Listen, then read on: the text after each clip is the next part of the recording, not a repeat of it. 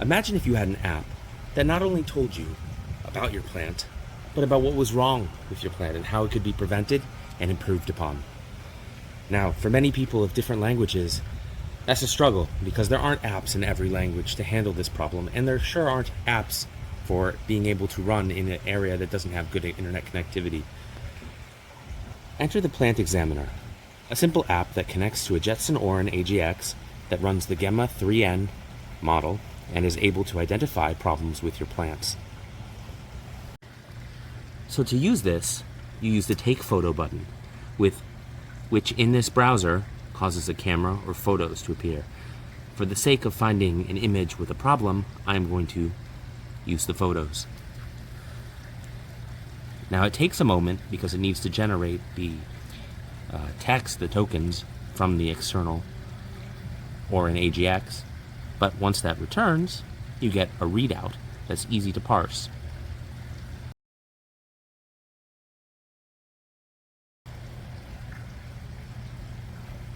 As you can see here, it returned that there's grape leaf spot.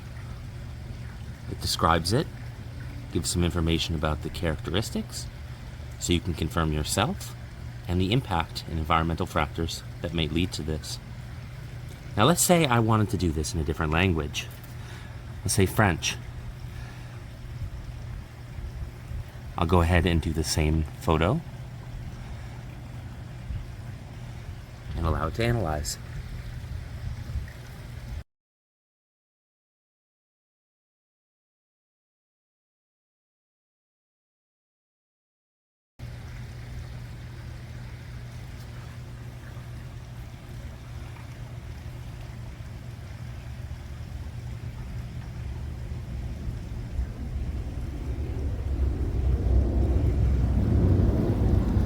As you can see, it found the issue.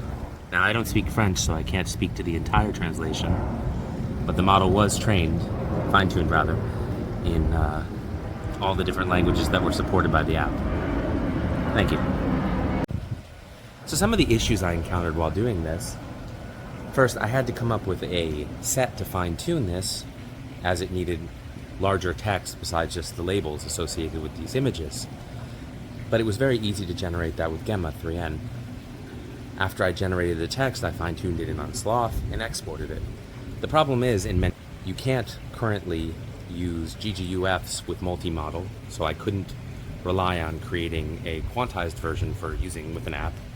Additionally, on the Jetson Orin, I had to update Jetpack in order to get some of the more recent stuff and try with unsloth originally from that to run it, and I was having struggles there because of the different PyTorch version used on the current Jetpack, the latest one.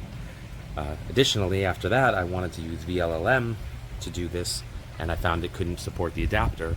But this was after I had to merge PyTorch 2.8 to go with my Jetpack's PyTorch version and the branch to support multimodel. But now I have it running, and it works pretty well. Well, I hope you enjoyed this video, and I hope this was informative and shows my project in a light. I believe that I could make additional improvements on the app by having it be native in the future. Thank you.